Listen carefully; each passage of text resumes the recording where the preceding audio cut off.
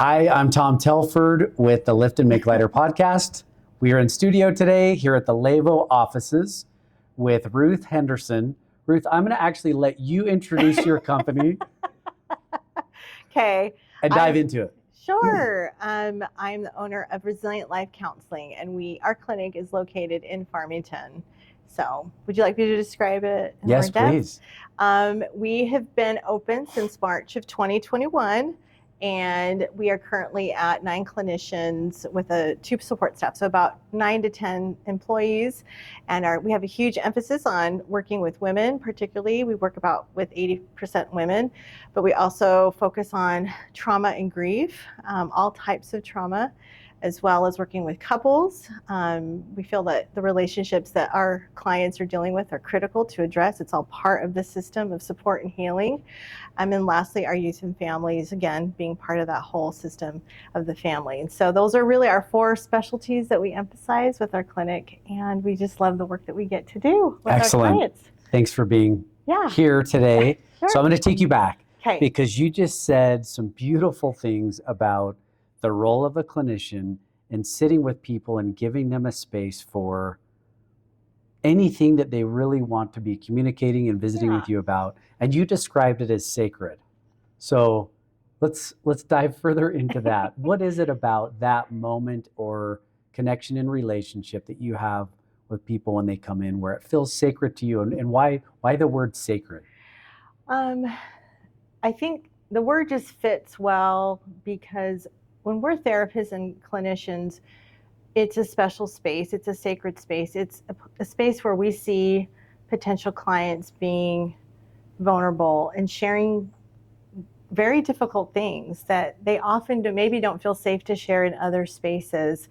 One of my favorite parts of being a clinician is that first initial assessment or intake, because I work hard to make it be very fluid and organic and kind of get an overview of their past history and what they feel is important to them and trying to come and receive therapy. And so, I think that's a privilege for us to be able to, again, they may not feel safe in their own family situations or in their own relationships. And so to be able to come to a stranger and say, this is what I need and this is really hard for me, and for us to be part of those conversations, there's just gratitude around that for us to be able to, and I do that sometimes. I'll try and say, thank you for sharing that. That must have been difficult, because I think it's important for us to acknowledge that with our clients, because those spaces are intended for spaces of healing and spaces of self-understanding and awareness that they may not get other places in their life. And that's our hope for them.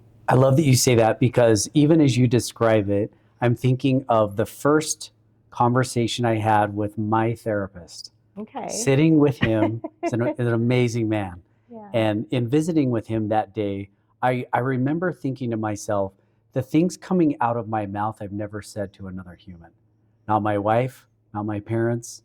And it was kind of surprising, almost surreal, out of body, of the things that I was saying. I had never heard my own voice say those things, but the inner voice had been going on for years. Mm-hmm. So talk a little bit more about why you wanted to do this as a profession.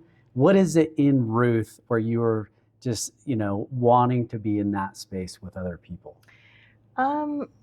That's kind of a big question in a lot of ways, but I think what really helps, I think from a clinician standpoint, there's a grounding that when we're sharing one another, they often say in the training of a clinician that we are the source of healing, that the therapeutic alliance between the client and the clinician, that is probably one of the most critical parts of impact for change. And so when it's not always like the perfect modality or the perfect skill or the perfect strategy, it's really that alliance that gets created. And so when you start to see that take shape and form, and you start to be able to see those aha moments from the client where they're, wow, that is so helpful, or wow, that makes sense, or they break down or they feel they show gratitude, and it's never about the clinician, it's about them and them feeling more ownership or them feeling like they're thriving. To see that progression or to see that vulnerability, it helps us feel like we're, that we're doing something for them and that we're making an impact. And it's a gift. It's a gift for sure. But I think that is the moment that motivates many of us as clinicians to do the work that we do. Yeah. Yeah. You called it a gift, because of LÉVO's place in the mental health industry, because I am married to a therapist, Yeah. because of just the life that I am living right now. I get to see men and women with this gift. It is a thing.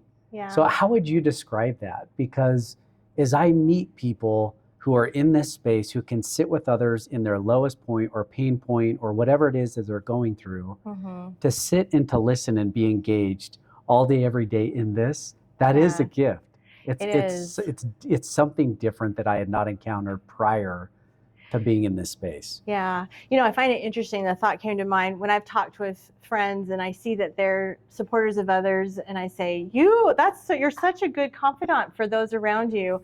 Or just, I'm just so tired of, you see the opposite end of the spectrum. I'm just so tired of listening to this hard thing, or my employee, or, my adult child. And I sit there and I go, or even my own husband, who's so opposite of me, and he thinks a meeting for an hour, a conversation passed, and I love him to death, so I need to put a preface of that. But those can be exhausting, right?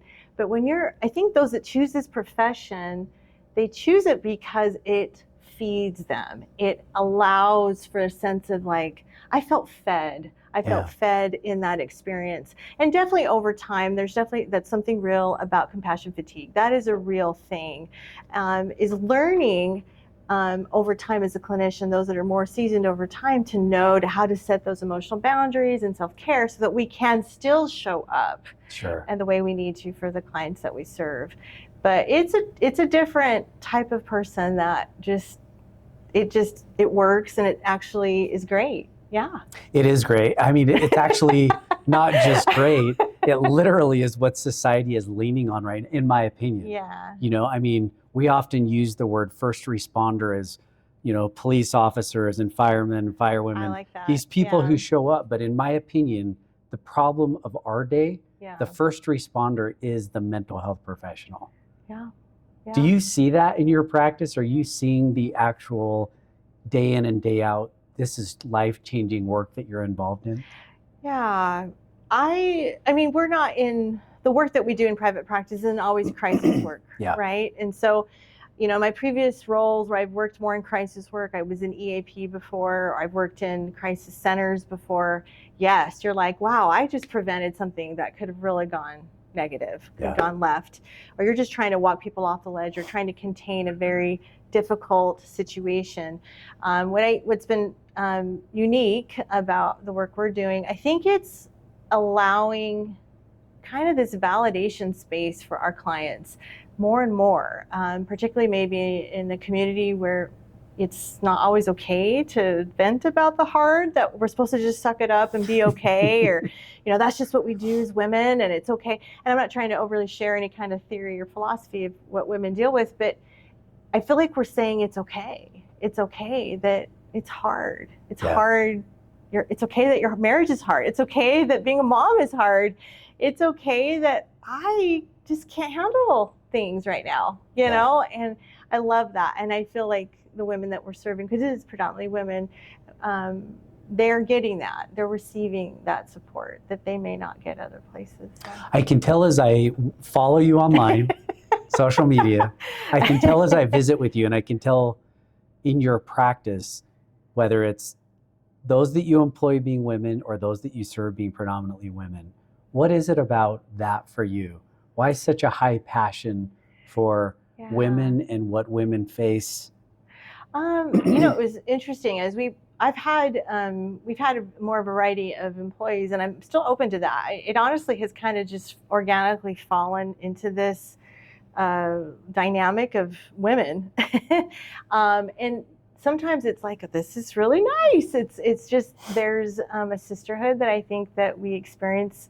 For instance, some of our employees are just like, running, there's a crisis that goes on, because I would say a lot of our employees are women themselves. And so we get this concept of we have to balance being a mom and a home and our work. And so there's this kind of commonality of grace and respect around that among our team.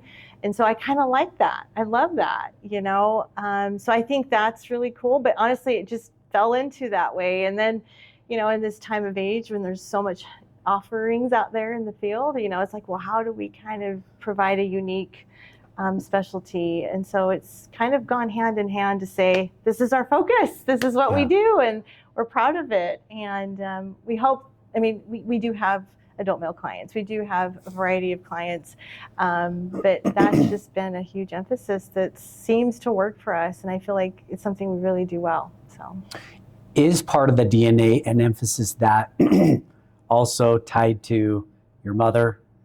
Yes, maybe you're trying to dig to that. Yes. Your family history. I mean, a matriarchal legacy. Yeah, you walked in and you actually, we immediately dove into it, and you talked fairly passionately about your own family and how that's helped shape you as a woman, as a professional, as an entrepreneur.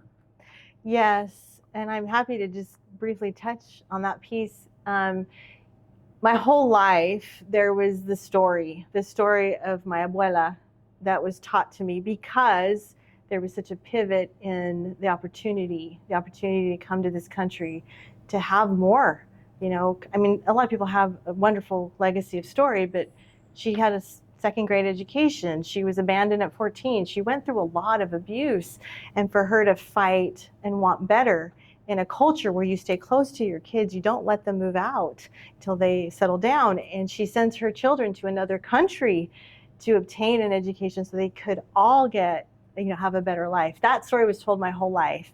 And it has been a root of my intention and values around how I've lived, and the work I've done even before, really focusing on psychotherapy. And even today, yes, it plays a huge foundation to the values of what we do in that matriarchal legacy, because they gave their life to the work that they did. Yeah. My mother's the same. And fortunately, they both passed pretty young, in their mid-60s, and my hope is to go past that. But to see that they gave to their community and to their work, and they did it to the very end. And I think that mindset and that value system has been passed down to me. So, yeah. I love that. As an entrepreneur, someone in startup, my whole career has been startup. I have so much respect for people who do this, who start with a vision and go all in and build. It is the hardest thing I've done in my life. It is hard. Is that connection to family and legacy helpful in needing the grit to kind of stay at it, to kind of face, hey, I'm going to do this, I'm going to build it? I would say yes. From an entrepreneur hat, from that mindset, things don't work out all the time, right? We know we kind of try this out and then we have to pivot, and it's risk and it's uncertainty and it's a wait and see process. And what's going to keep us moving forward? What's going to move us through those little falls off the path moments, right? And it's kind of having that long-term commitment and value system, I think, that really helps. It's like, in a sense, it is my why. When I was asked that, because I when you're kind of in this place, you try to get support from others. Like, well, what's your why? We hear that. I think it's, what's his name? Simon. I can't remember his last name, but he talks a lot around the why. And I think that is important when you're in entrepreneurial spaces, is what is that why? And I lean to that. And I think that legacy, that matriarchal legacy, that importance of having that grit, having that resilience to navigate through those different things, if it be running a business, if it be helping others navigate through their own hard situations. It's a big reason why we call the business Resilient Life, right? Because that's the foundation of strength and healing to help those find that. This is what I'm hoping to draw out of you. Okay, this keep drawing. This resilience, because the very name of your company and the thing that people are coming to you for is, in my opinion, help me find hope to be more resilient in my own skin. Yeah. And I again, I'm married to a therapist, so my wife and I talk about this often. I think that is the coolest thing in the world, that people come to you with the hope of that. Help me become more than I am today. And when you're the owner of a startup company and you've done it on your own, when people come to you, I have to imagine that they have a high level of, I'm coming to her because she's done it. She's had to face these same hard demons, all this stuff, the self-doubt, all those things. So I think it's cool. I think you chose the right name.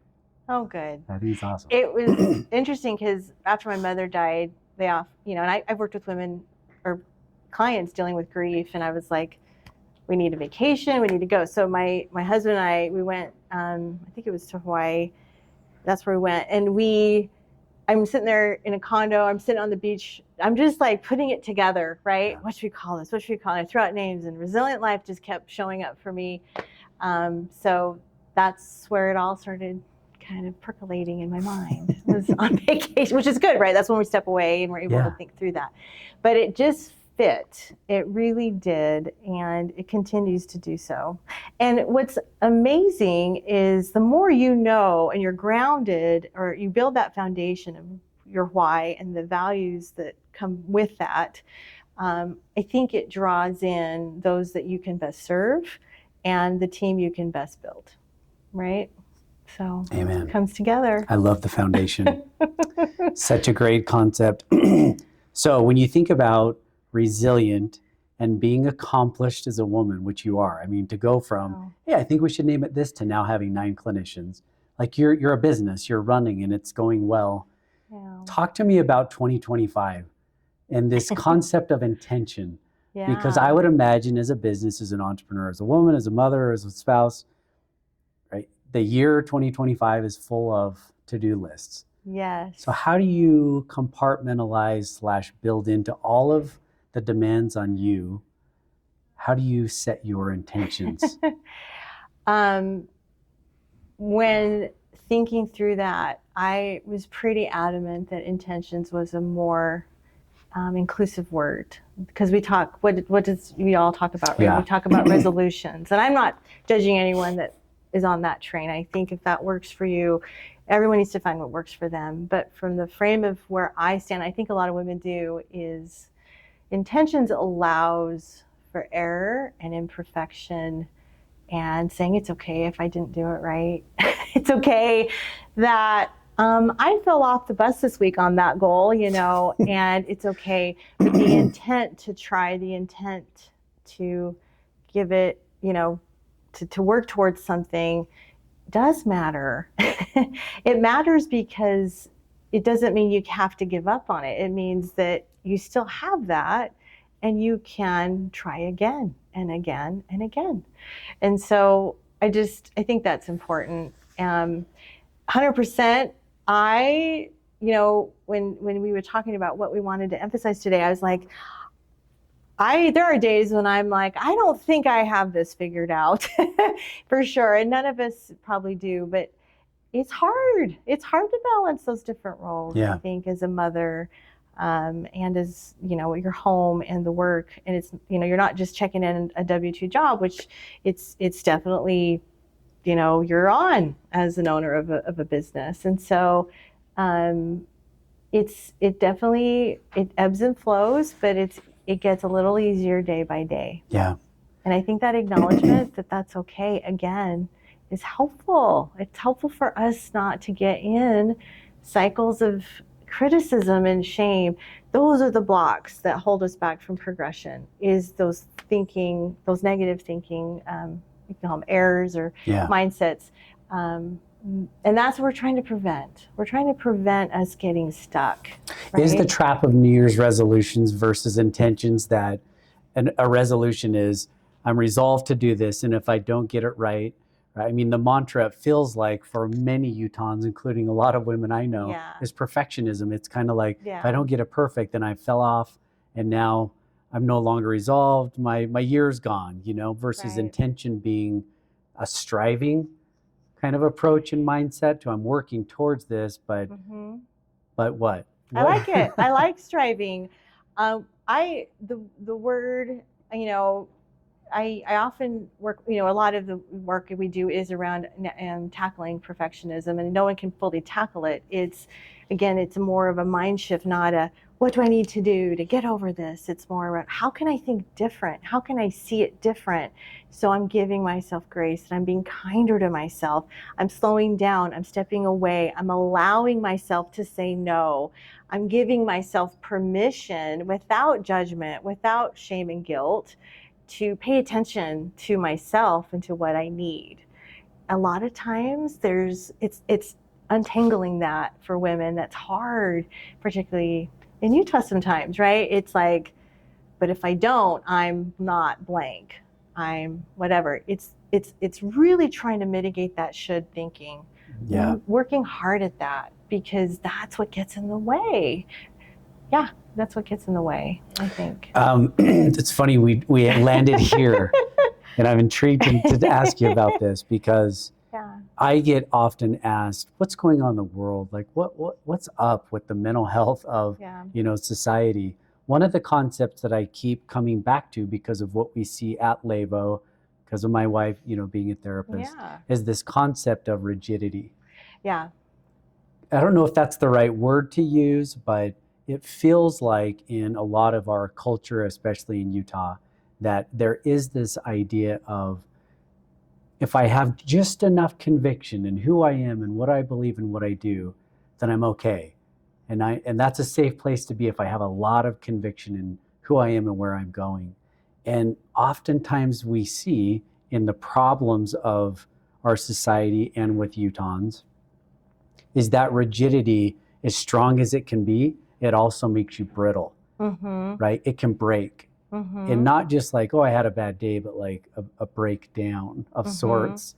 So where does rigidity play into perfectionism, and what are the risks associated with that mindset and as a result, the behaviors of it? Yeah. And I think I love that you said that. I mean, there's a lot of ways to label that, right? Rigidity, black and white thinking. There's different things. And the instinctive thought that came to mind was in the trauma work that we do sometimes. We really get caught in narratives about who we are. I'm never going to be enough. I'm unlovable. I will never be approved of. No one will ever care for me. Those absolutes that can stand out. And some of the work that we do is loosening that up, moving away from that rigid thinking, if it be this or that way, and working to lessen that and create that malleability, that agility to bend with the hard that comes and not let it sink us, right? Yeah. And I think that's important. When I think of kind of these unrealistic expectations placed upon us, or labels that women do, we like, I need to be, I should be, if I only whatever, then I'll be fine.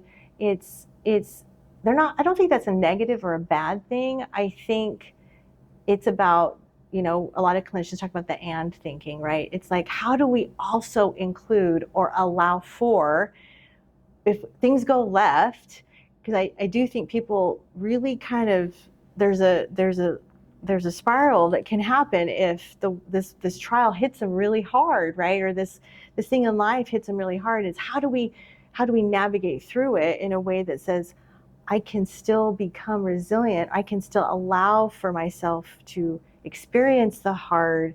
It's okay. I can allow myself to receive support. That's okay. I don't have to just deal with that. There's so much that we inhibit or don't allow for because of maybe some of that rigid thinking that we're missing out on. We're missing out on healing. We're missing out on connection. We're missing out on ways of thinking that can lessen that pressure to do or perform or be.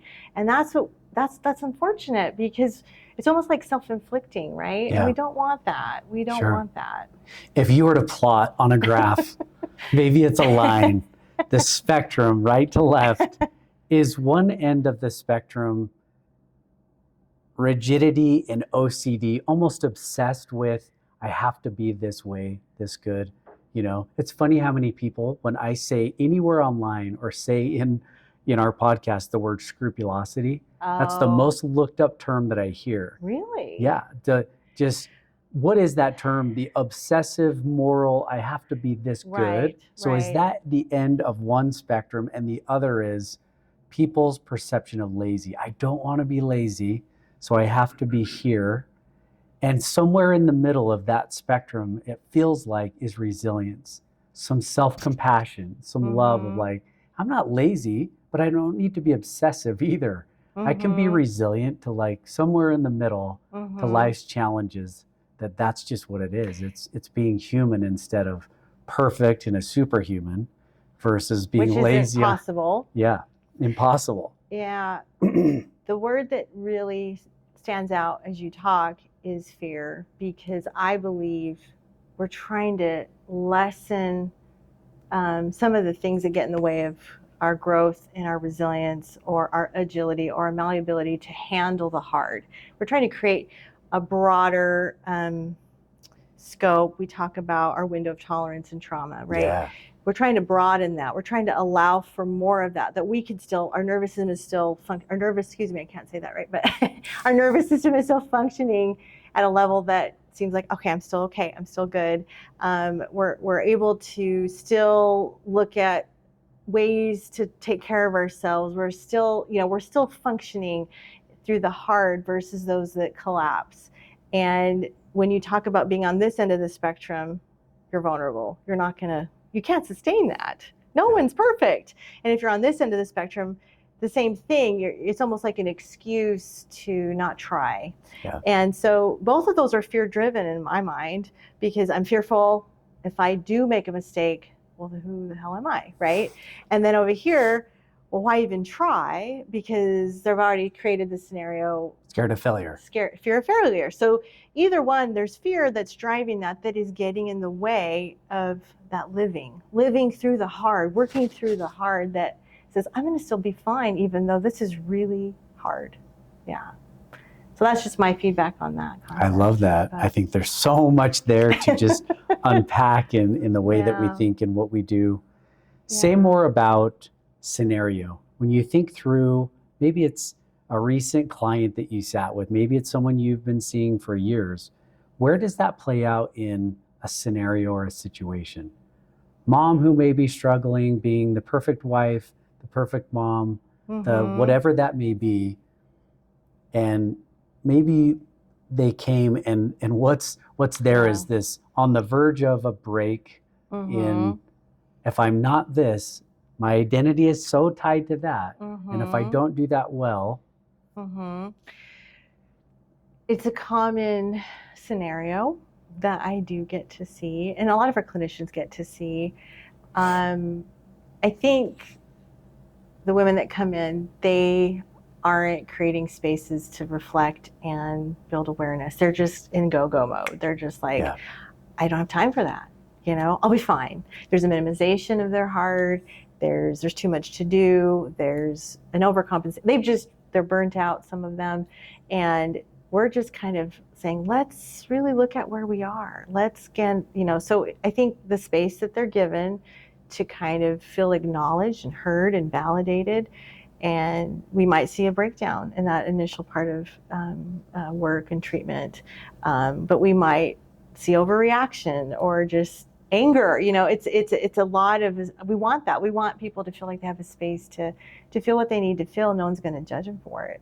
It's fine to be angry. It's fine to be frustrated. It's fine to be mad at our kids, and saying, you can tell us that, because we're here for you to navigate it. Regardless of what that emotion is in those moments, anger, frustration, whatever it is that healing regardless of what is expressed?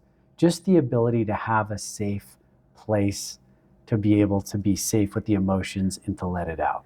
That there is healing. I think it's part of the process, right? So I think it's part of that initial part of the process. I have a strong kind of lens and approach that I think, and I'm not trying to overuse the word trauma or grief, but there's trauma experienced in so many things that go on in our life, and there's grief kind of overlays into a lot of things that go on in our life. I'm letting go of a picture of myself that I'm supposed to be. I'm supposed to be this woman that's at the gym, or whatever kind of image that we paint of ourselves. It's like, we need to work on letting that go. Yeah. We need to reframe that, or look to see who we are now and working on it, because they haven't allowed for that. So a lot of times initially it's our clients not having the space to slow down and really pay attention to this. They just know that they're feeling a lot of these things, and they're angry, upset, frustrated, burnt out, and they need that space. And so a lot of times we're like, okay, let's create that for you. Let's talk through that together. And then we start focusing on skills. And sometimes there is suppressed trauma from back in their upbringing that's really framed their mindsets and their patterns and their relationships, that we really dig deeper into that later on. So one of the things that you said there that I caught on to, which was really interesting for me in my therapeutic process, was, one of the things I first said when I sat down with a therapist was, I've not had anything bad to me. I've never I've not been to war. Yeah. I've not been, I was not abused as a child. I have, great parents who loved me and cared for me. But one of the cool things that he did is he described really the definition of trauma. And if you go by definition, my childhood, because of my struggles in school, learning, my whole 12 years in my, education, it was traumatic for me. So when you sit with people and you kind of talk through the normalization of life, is there epiphany? Is there aha for people to go, oh, I haven't had these horrible experiences, but there are things in my past that are holding me back from being who I want to be, being happy, being, joyful in my own skin. Say more, like you're doing this, but say more about that. What is it? Well, again, what comes to mind is a client I actually met with recently, just a very young adult client who kind of an ideal upbringing, but is really wrestling in relationships right now, and her sense of self and who she is in her young adult life. And so she's like, maybe I've dealt with trauma, because I don't remember half of my 5 to 18 years. I'm just told this is how I'm supposed to be. But we're probably in session 10 to 12 at this point, right? And it's taken a while to get to a space where there's actual acknowledgement. I just love that word, by the way. This acknowledgement, because it's a permission word. Yes. That maybe some of the things I dealt with were a little traumatic for me. It isn't uncommon to minimize that, though. Because why? It's a survival skill, right? Well, that is resilience, right? You moved on. Or I just didn't deal with it. I had to keep moving, had to keep going. It's a survival skill to minimize. It's a survival skill to suppress. And unfortunately, we know that manifests in other parts of us, or in our relationships. And, I could go on about trauma forever, but that's the part where, as a clinician, you start to identify and say, okay, well, maybe we revisit this. And what I love is when a client recognizes it and they're like, you know what, maybe I have gone through some trauma. Maybe you're right. Maybe we should address this thing. I said, okay, it's up to you. That's what you like to do. And that to me is going to be more meaningful and purposeful, because there's an acknowledgement from the client themselves. So yeah.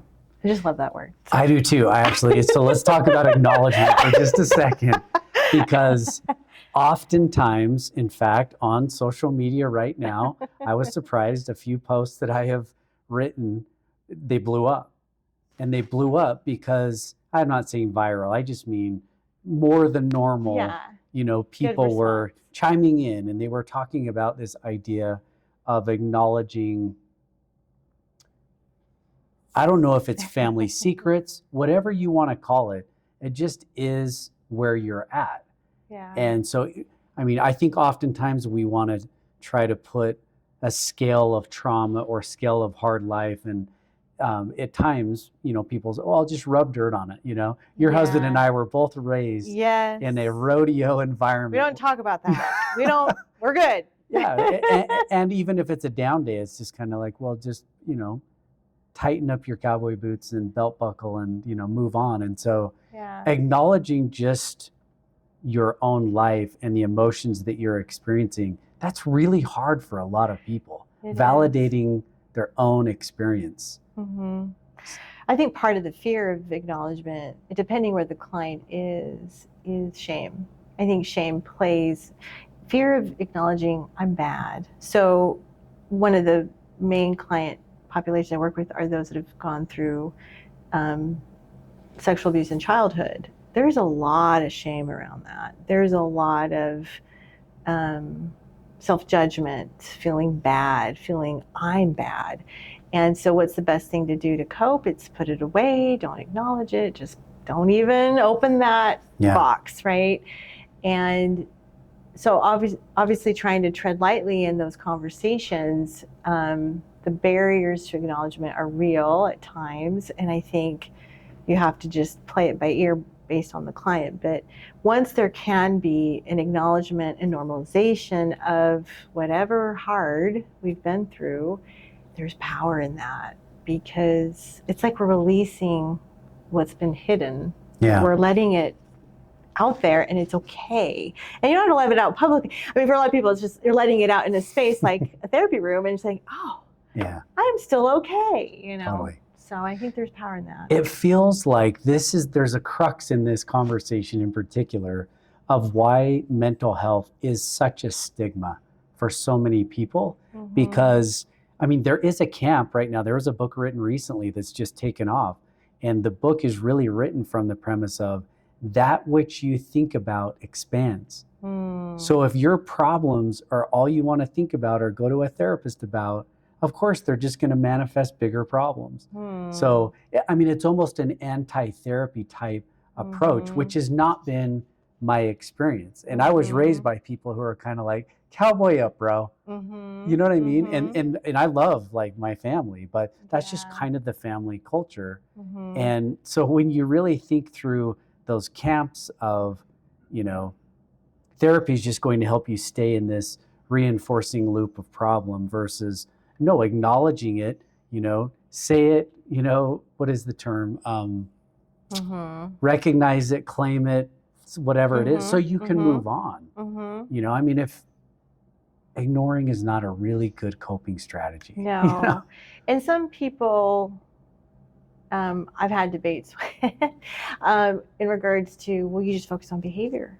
You know, you just don't do it. You just, you know, you just do the self-care. You just do the thing. And sometimes clients come in not having, you know, been to therapy before. And it's like, well, I need the strategy. I need the goal. I need the thing. And I'm not saying that's always a bad thing. And every client's need is different. But to me, there's a lot of pain that's unresolved, and we're making our lives harder. You know, I'll say that those that refuse to get the help that they need, that's their decision. Everyone has the right for that. But I think it's a misnomer to assume that that's what therapy's for, to just encourage or to, you know, make a problem bigger, or giving space or validating things we shouldn't. I don't think that's the goal. I mean, if anything, today we had a consultation meeting with our team, and it's like, how do we help clients move through change? That was like the whole focus of the hour right before I came here today. You know, clinicians, that's their hope, is to help the client move through, to help them improve, to help them grow. And so that's definitely a misnomer from my perspective, and I'm assuming from yours too. It is. Yeah, but I don't discount the shift in mindset. It's just we can't put what's it called, lipstick on a pig. You can't just put the thing, you know, you can't just say, okay, just think positively, it's going to be fine. You know, we can't do that. It's not going to work. It's going to show up. It's going to show up somewhere else. I can say that from my own experience, that even though I was not raised to necessarily acknowledge, it was really, okay, let's just move on type thing. But as a 40-something-year-old man, you know, I held certain things for years and years about my childhood that I wished I would have had a therapist in my teens to say, you don't need to feel this way. Would it have changed the outcome? I mean, people would say, well, Tom, you're in a good spot. Owned a few companies, like you're in a good place, you know. I am in a good spot, but to be frank, it's largely because of family and friends and the support I had around me that got me here. I could lean on others coping capability. Right. If it was just me on my own, Yeah. moving to this country, not having a support system, a family, the people who I could lean on, the Right. outcomes of what my childhood would have been like are not the same. You know, and so I think back to the young me's going, man, I wish I would have had some of that younger. Yeah, I think that's important for sure. I think it's just how we perceive support that plays into it as well. But kind of coming back to why people, the stigmas around mental health and why maybe they don't pursue the support. I don't know. I think there's assumptions that just don't allow for, it doesn't have to be an either or. It's not like I just have to rely just on my religious beliefs or just on my family and I'm fine. I really believe therapy can just be an add-on and a resource that can only help. Of course, I'm biased as a therapist, but yeah, can only add to. It doesn't have to be an either or even inhibit that growth.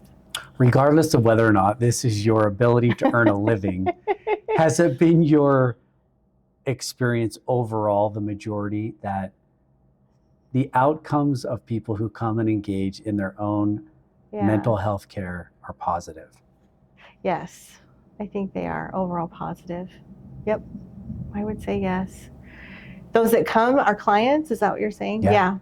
Yes, I think it overall is. I mean, there's definitely, I think given our practice and who we serve, we're working with predominantly those with, through insurance. We're probably a 75% insurance practice, but so they're seeking it, they're looking for it.